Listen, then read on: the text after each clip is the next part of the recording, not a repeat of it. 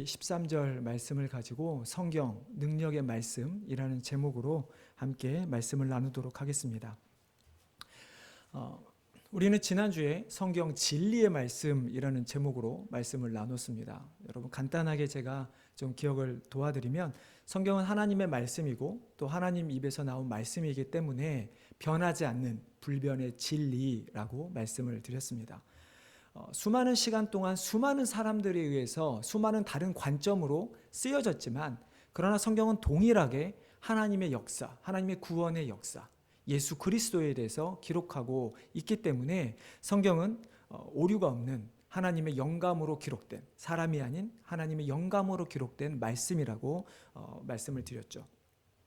그렇게 성경은 우리를 책망하고 교훈하고 바르게 하고 의로 교육하기에 유일한 말씀일 뿐만 아니라 우리로 하여금 하나님의 사람으로 온전하게 세워가는, 그래서 모든 선한 일을 행할 능력을 갖추게 하는 말씀이라고 한다고 말씀을 드렸죠.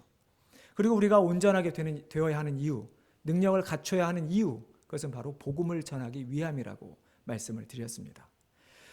오늘도 우리는 성경에 대하여 말씀을 나누고자 합니다. 오늘 설교의 제목이 아까 말씀드렸듯이 성경, 오늘은 능력의 말씀이라는 제목인데요.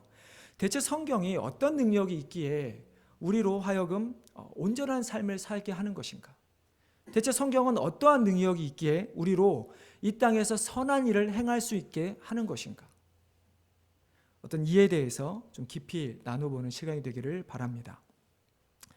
오늘은 지난주와 달리 성경, 오늘 우리가 읽은 히브리서 4장의 배경에 대해서 먼저 좀 설명을 드리고자 합니다. 히브리서의 저자는 바울이라고도 하고 혹은 작자 미상, 즉 알려지지 않았다라고 이야기를 합니다. 어떤 목사님 히브리서를 구약의 레위기라고 말씀하셨습니다. 레위기가 여러분 어떤 책입니까? 제가 지난주에 성경에서 이야기하면서 좀 되게 읽기 어려운 책을 레위기라고 말씀을 드렸는데요.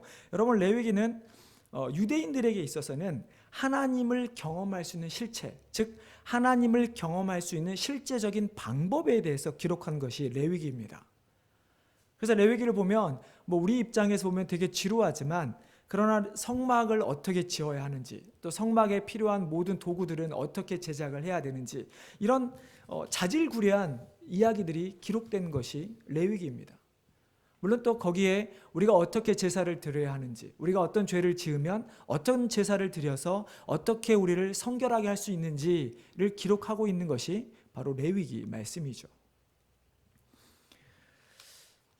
실제적으로 유대인들에게 있어서는 자신들이 보지 못하는 하나님을 경험할 수 있는 것, 그것이 바로 레위기, 제사의 방법을 기록한 레위기였다면 여러분 신약은 무엇을 통해서 우리가 하나님을 실제로 경험할 수 있을까요?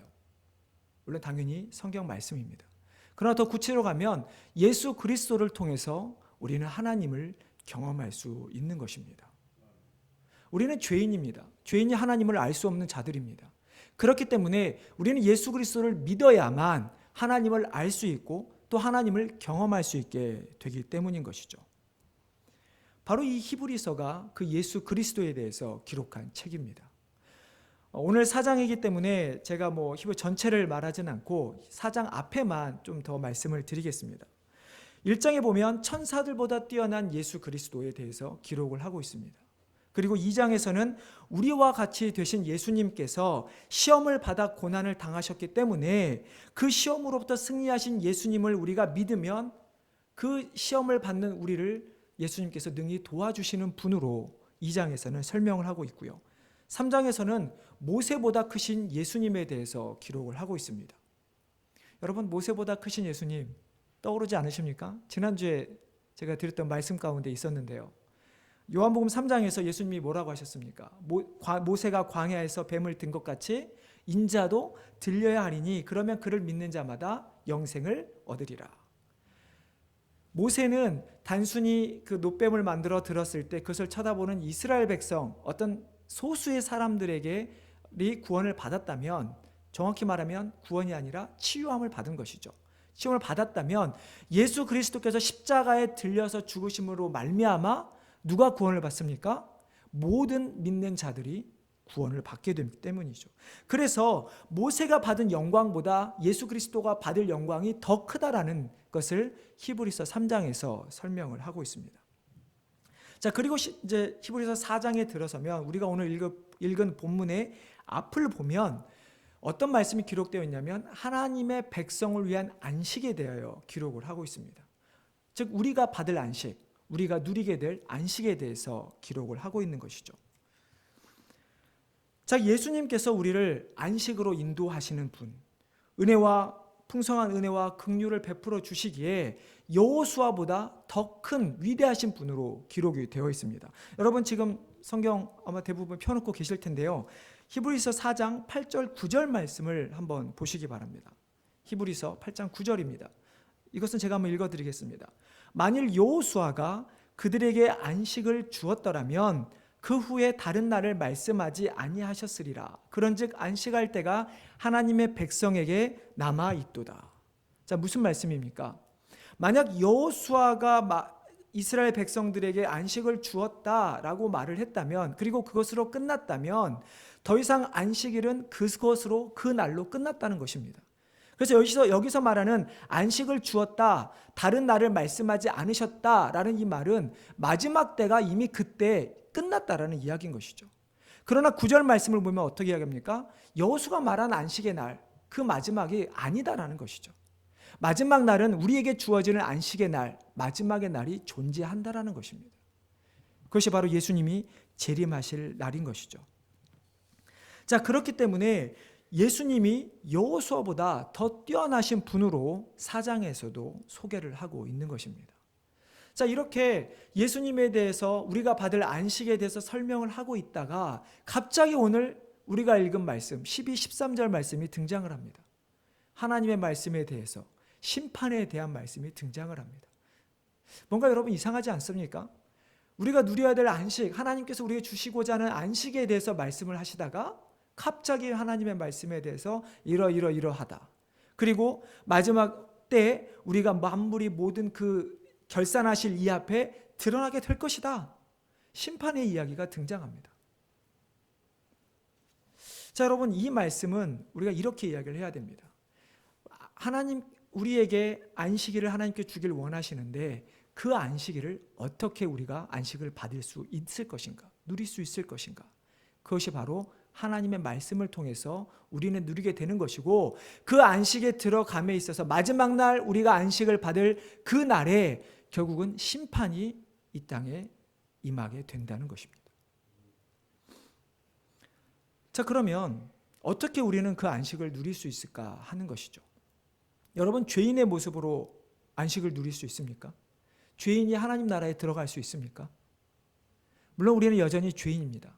그러나 우리는 예수 그리스도로 말미암아 그 옷을 의의 옷을 덧입어서 하나님께서 우리가 덧입은 예수 그리스도의 옷을 보고, 그래 내가 너를 의롭다 여겨주고 나의 나라에 받아주겠다라고 하시는 것이죠. 그래서 죄인의 모습으로는 결코 우리는 들어갈 수가 없습니다. 우리가 거듭나지 않으면 우리는 하나님 나라에 들어갈 수가 없는 것입니다. 그래서 성경에서 말하는 안식은 바로 구원을 의미하는 것이죠. 그래서 안식을 누린다라고 하는 것은 우리가 구원을 받는다, 우리가 하나님 나라에 들어가는 백성이 되었다라는 것을 의미합니다. 자, 그러면 어떻게 구원을 받을 수 있습니까?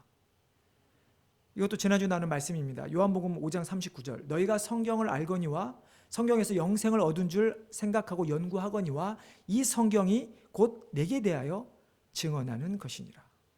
성경을 통해 영생을 얻을 수 있습니다. 정확히 말하면 성경에서 말하는 예수 그리스도를 통해서 우리는 구원을 받을 수가 있는 것입니다. 이처럼 하나님의 말씀은 우리의 인격을 변화시키고 하나님께 순종하게 하는 능력이 있는 것입니다. 그리고 하나님 앞에 섰을 때 하나님이 약속하신 언약, 우리에게 안식을 누릴 수 있게 하도록 하는 그 언약을 누릴 수 있도록 하는 것이 바로 하나님의 말씀인 것입니다. 자, 그렇다면 이제 대체 하나님 말씀에 어떠한 능력이 있기 때문에 우리에게 약속하신 안식을 누릴 수 있게 하는 것인가? 자, 오늘 본문을 다시 한번 우리 같이 읽어보도록 하겠습니다. 12절, 13절입니다. 자, 시작.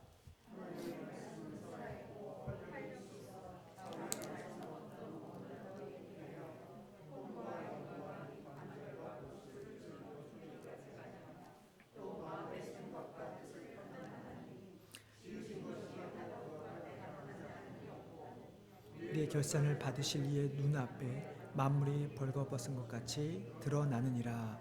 아멘. 히브리서 기자는 먼저 하나님의 말씀이 살아있다라고 이야기합니다. 여러분, 살아있다라는 이 말은 결국은 의인화를 한 것이죠. 그러니까 사람 외의 것을 사람처럼 이야기하는 것이죠. 그러니까 말씀이 살아있다. 자, 여러분, 말이라는 것이 무엇입니까? 말은 사람의 입에서 나온, 누군가 입에서 나온 것이 말이죠. 그렇기 때문에 이 말은 그 말을 한 사람의 어떤 성격이나 인격, 또 혹시 그 사람이 가지고 있는 권위를 나타냅니다. 그러겠죠? 대통령이 무슨 말을 하면 그 말을 했을 때 대통령이기 때문에 자기의 어떤 성격이 드러나진 않지만, 그러나 대통령이 가지고 있는 권위는 드러납니다. 이처럼 말은 어떤 사람이 한 모든 것을 담고 있는 것이 말입니다. 그렇기 때문에 하나님의 말씀이라고 했을 때 이 말씀은 하나님의 권위가 담겨 있고, 그 말씀을 통해서 하나님이 어떤 분이신가를 우리는 알 수 있게 되는 것이죠. 자, 그렇다면 하나님의 말씀이 살아있다, 이 말은 무슨 말입니까? 하나님의 말씀이 살아있기도 하지만 말씀을 하신 하나님이 살아계신 하나님이라는 의미입니다. 영원토록 살아계셔서 이 땅을 창조하신 창조주의 하나님, 그 말씀이 살아있을 뿐만 아니라 그 말씀을 통해서 우리의 영혼, 죽었던 우리를 살리셨기 때문에 그 말씀은 살아있다라고 표현을 하는 것입니다. 또 하나님 말씀이 운동력이 있다라는 말은 무슨 말입니까? 여기서 운동력이 있다라는 말은 우리가 아는 에너지라는 해당하는 헬라어 에네르게스에서 나온 말인데요. 즉 활기차게 움직이는 활동력을 의미합니다. 즉 말씀이 단순히 살아있을 뿐만 아니라 이 말씀이 지금도 살아 움직인다는 것입니다. 우리 안에서 역사하고 있다는 것입니다. 그렇기 때문에 말씀을 우리가 받아서 우리 안에서 역사하고 있는데 우리가 변하지 않는다면 무슨 의미입니까?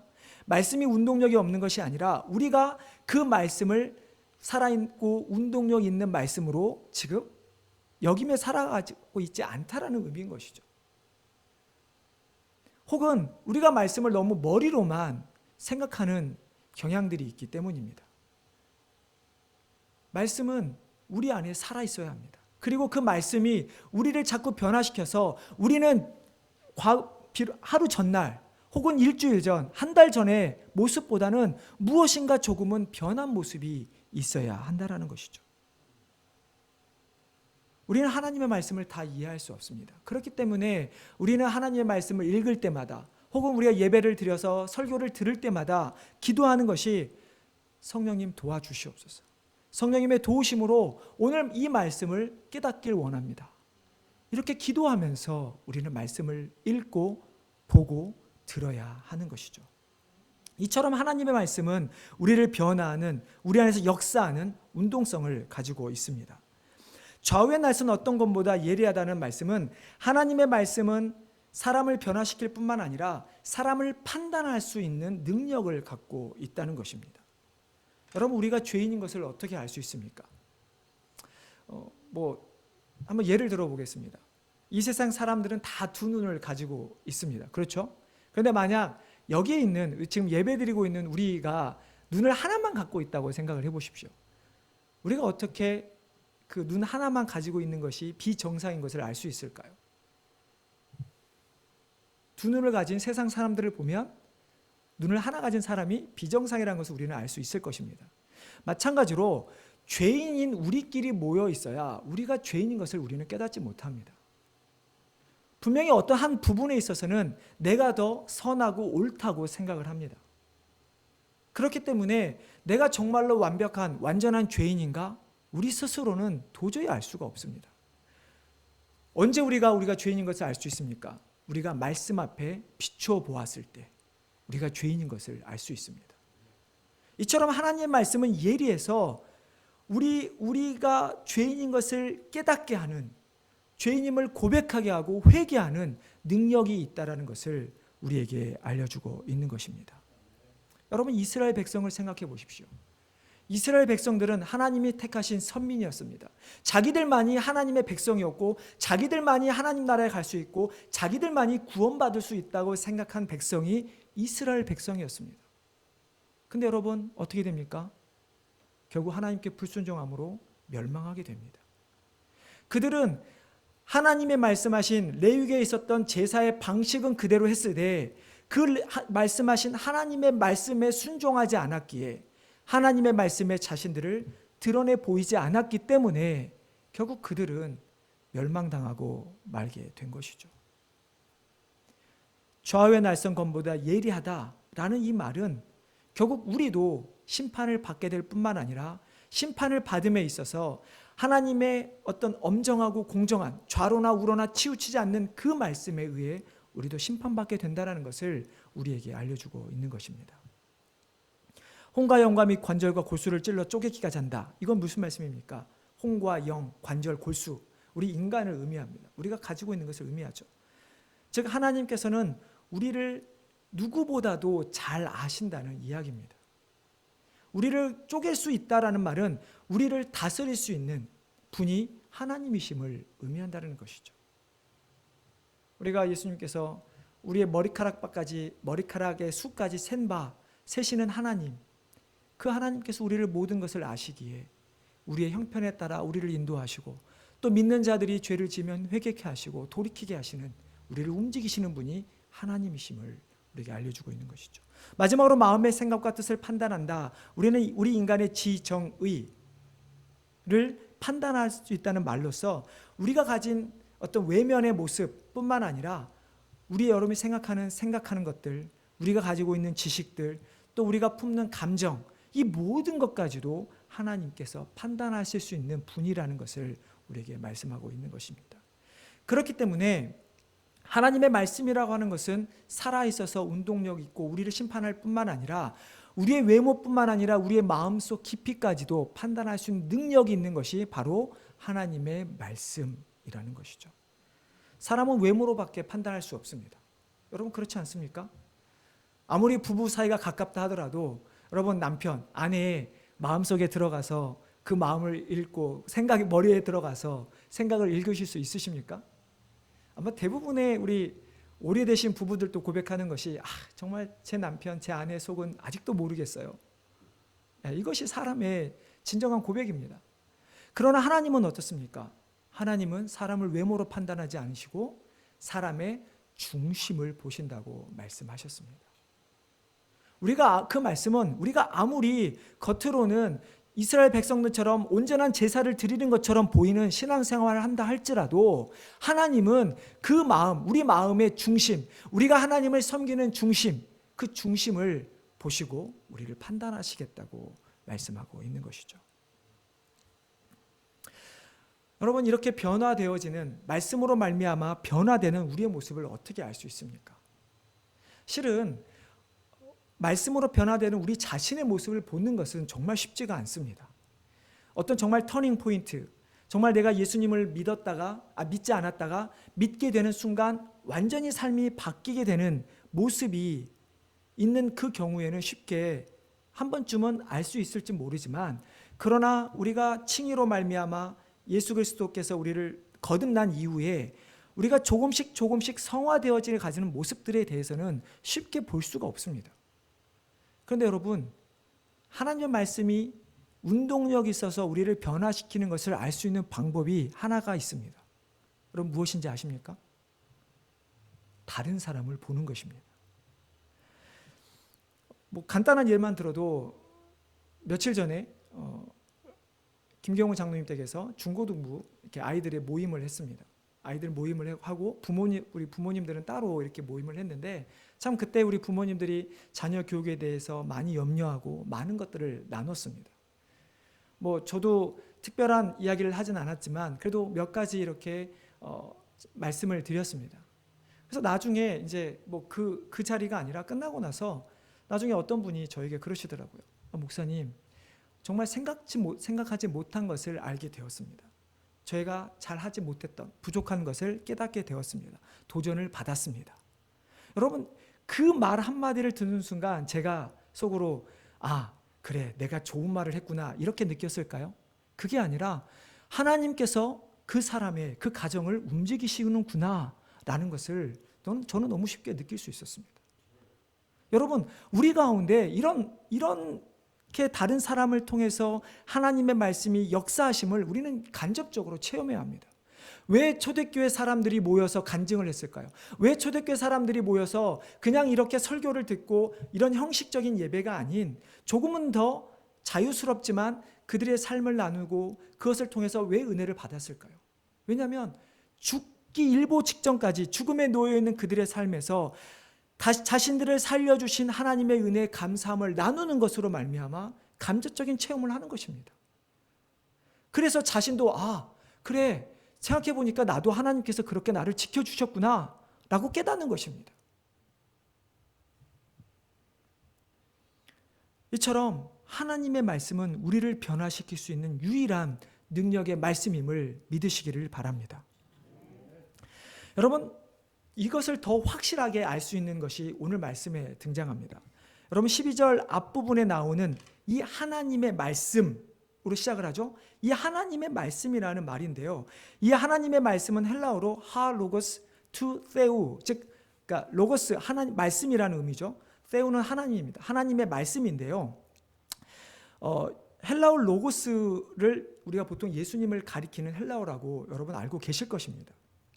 요한복음 1장으로 한번 가보겠습니다.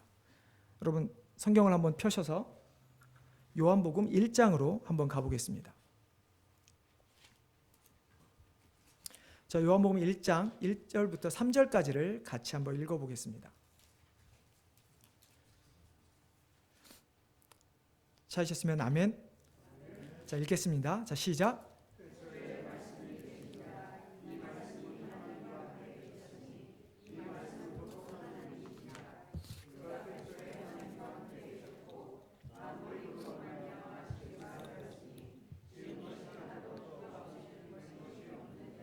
아멘.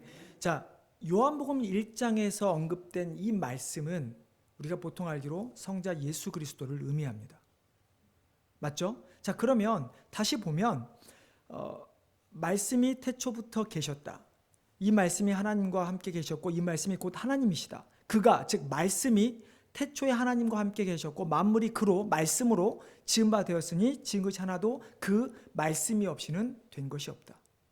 자, 말씀은 아까 말씀드린 것처럼 예수 그리스도를 의미하기 때문에 예수 그리스도께서는 태초부터 계신 삼위일체 하나님이시고 이 세상을 창조하신 분이시며 그렇기 때문에 어떤 것도 예수님 없이 이 땅에 지어진 것이 되는 것이 없다라고 지금 요한복음 1장 1절 3절에서 선포하고 있는 것입니다. 자, 요한복음 1장에 이 말씀으로 해당한 헬라어가 히브리서 4장의 12절에 나왔던 그 말씀과 같은 로고스로 지금 쓰여져 있습니다. 자, 그렇다면 우리가 히브리서 4장으로 다시 돌아가서 자, 12절 말씀을 제가 다시 한번 읽어보겠습니다. 자, 이런 말씀입니다. 예수 그리스도는 살아있고 운동력이 있어서 좌우의 날선 어떤 것보다 예리하며 혼과 영과 및 관절과 골수를 찔러 쪼개기까지 하며 또 마음의 생각과 뜻을 판단하신다. 여러분 좀 더 이해가 되시나요? 예수 그리스도는 살아있어서 운동력이 있기 때문에 또 예수 그리스도가 유일한 하나님이시기 때문에 우리를 심판하실 수 있고 또 전능하신 우리를 창조하신 창조주시기 때문에 우리의 모든 것을 우리의 심령까지도 알고 계신다는 말씀인 것입니다. 그렇습니다. 예수 그리스도만이 영원히 살아계신 분이십니다. 우리의 중심을 보시며 세상의 어떠한 것보다 어떠한 공의나 정의보다 더 바르시게 우리를 심판하시겠다고 말씀하시는 것이죠. 여러분 그렇기 때문에 12절 말씀 이후에 13절이 올 수 있는 것입니다. 예수 그리스도가 유일한 심판주시기 때문에 13절에 심판을 하실 수 있는 분이신 것입니다.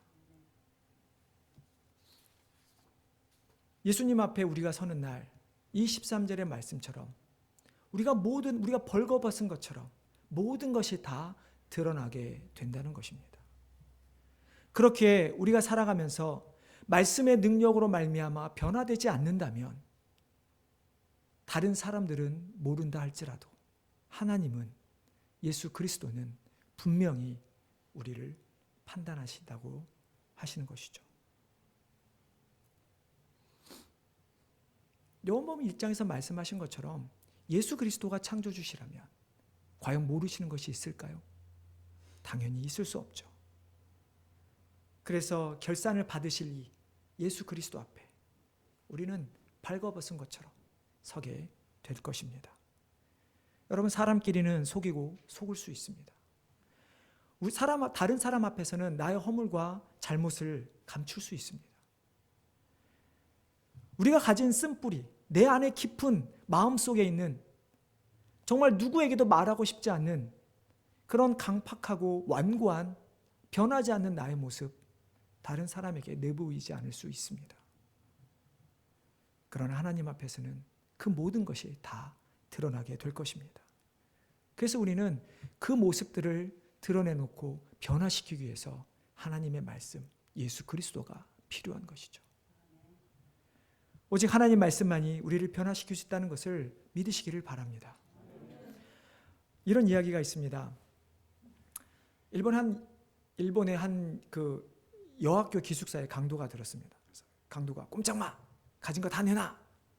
그래서 여학생들은 두려워서 막 싸서 다 이제 해서 강도한테 줘서 이제 들고 나가려고 하는데 어떤 한 여학생이 이런 이야기를 합니다. 아니, 저 책상에 있는 저 낡은 책이 정말 귀한 것인데 왜 안 들고 가냐? 들고 가십시오. 그랬더니 이 도둑은 뭔지도 모른 채 그냥 넣어서 줄행랑을 쳤습니다. 자, 그리고 나서 이 도둑이 이제 나가서 그 훔쳤던 물건을 이제 팔죠. 근데 다 팔았는데 그 책 한 권은 팔리지 않는 것이에요. 아니, 분명히 그 여학생이 가장 귀한 책이라고, 가장 값비싼 책이라고 이야기했는데 왜 팔리지 않는 것일까? 하루가 지나고 이틀이 지나고 한 달이 지나도 팔리지 않는 것이에요. 그래서 이 사람이 이제 궁금한 거예요. 버리자니 귀한 것이라고 했는데 혹시 사람들이 몰라보는 건 아실까? 그래서 읽기 시작합니다. 읽다가 처음에는 이게 뭔 말이야? 그러다가 또 버릴까 하다가 아니야. 그러면서 계속 읽어나갑니다. 결국 나중에 그 사람은 그 책을 읽는 동안에 스스로 변하게 되죠. 그리고 교회에 나가 신앙생활을 하게 됩니다. 짐작하신 것처럼 그 책은 바로 성경이었습니다. 그 사람에게 있어서는 누군가 성경을 가르쳐주지 않았고 누군가 그것이 성경이라고 말하지 않았지만 그러나 그 사람은 그 읽는 것만으로도 변화되는 역사를 체험하게 된 것입니다. 여러분, 결론을 맺겠습니다. 하나님의 말씀이 왜 우리에게 필요합니까? 그래서 하나님의 말씀이 능력이 있기 때문입니다. 말씀 되신 예수 그리스도만이 우리를 죄인에서 의인으로 바꿀 수 있는 능력이 있기 때문입니다. 그리고 그 주님만이 우리가 하나님 앞에서 섰을 때 우리를 변호하고 우리를 천국으로 들어가게 하실 수 있는 분이 바로 예수 그리스도이시기 때문입니다. 세상을 화평하는 자가 되기 위해서 능력의 말씀 가운데 서가시기를 바랍니다. 이미 말씀 위에 서 계신 분들은 남은 생애 동안 내 믿음이 흔들리지 않기 위해서 나뿐만 아니라 주위의 사람들을 도와주기 위해서 우리의 자녀들을 바로 세우기 위해서 더욱 말씀 생활에 전념하시기를 바랍니다. 여러분, 종교개혁자들은 당시 로마 카톨릭 교회의 가르침에 반대해서 믿음에 관하여 5가지 강령, 5 Solars라는 것을 세우게 됩니다. 아마 많이 들어보셨을 것입니다. 솔라 스크립추라, 솔라 크리스투라, 솔라 그라치아, 솔라 피데, 솔라 데오 글로리아. 오직 성경, 오직 그리스도, 오직 은혜, 오직 믿음, 오직 하나님의 영광이라는 이 5가지입니다. 그중에 개혁자들이 이 오직 성경을 강조하게 된 이유가 뭐냐면 당시의 성경은 누구만 볼 수 있었습니까? 사제들만 볼 수 있었습니다. 라틴어로 된 사제들만 성경을 보고 그리고 그것을 성도들에게 설교를 하고 알려주었죠. 그러나 개혁자들은 어떤 생각을 했냐면 성경이 우리를 변화시킬 수 있는 유일한 것이기에 사제들만이 아니라 모든 사람들이 성경을 읽어야 된다. 그래서 성경을 통해서 변화되어야 된다. 그래서 오직 성경을 강조하게 된 것이죠. 그래서 그 이후에 개신교라고 하는, 우리 보통 이제 개신교로 하죠. 그 카톨릭 이제 구교라고 하는데 구교 이후에 개신교들은 모든 이들이 성경을 보게 된 것이죠. 성도 여러분, 하나님의 말씀은 모든 것을 밝히고 우리의 영혼을 소생시키시고 온전한 변화를 가져오는 살아있는 운동력 있는 말씀임을 믿으시기 바랍니다. 능력의 말씀 위에 서지 않는 믿음은 죽은 믿음입니다. 말씀 위에 서지 않는 신앙은 잘못된 신앙인 것입니다. 항상 말씀을 가까이 하시고 그 말씀을 더욱 마음에 새기시고 그리고 그 말씀이 우리를 변화시키는 그 운동력을 체험하시는, 그래서 하나님이 기뻐하시는 귀한 성도님 되시기를 주님의 이름으로 축원합니다. 기도하겠습니다. 하나님, 은혜를 감사를 드립니다. 오늘도 말씀을 통해 우리에게 말씀하여 주시니 감사를 드립니다. 말씀이 우리 안에 살아있게 하시고 말씀이 우리 안에 역사하셔서 우리를 변화시켜 주시기를 간절히 원합니다. 하나님, 정말 우리가 살아가면서 다른 사람들에게서 우리가 인격이 변했다, 저 사람이 변했다, 저 사람이 참 달라졌다라는 말을 듣기를 원합니다. 그것이 내가 노력한 것이 아니라 말씀 때문에 변화되어서 말씀대로 살아가고자 노력하는 것 때문에 세상 사람들로부터 그런 칭찬의 말을 듣기를 원합니다. 그런 칭찬의 말을 통해 하나님께 영광 돌리는 우리 모든 성도들 될 수 있도록 인도하여 주시옵소서. 살아있는 말씀이 우리 가운데 역사하여지기를 간절히 원하오며 이 모든 말씀 예수님의 이름으로 기도드리옵나이다.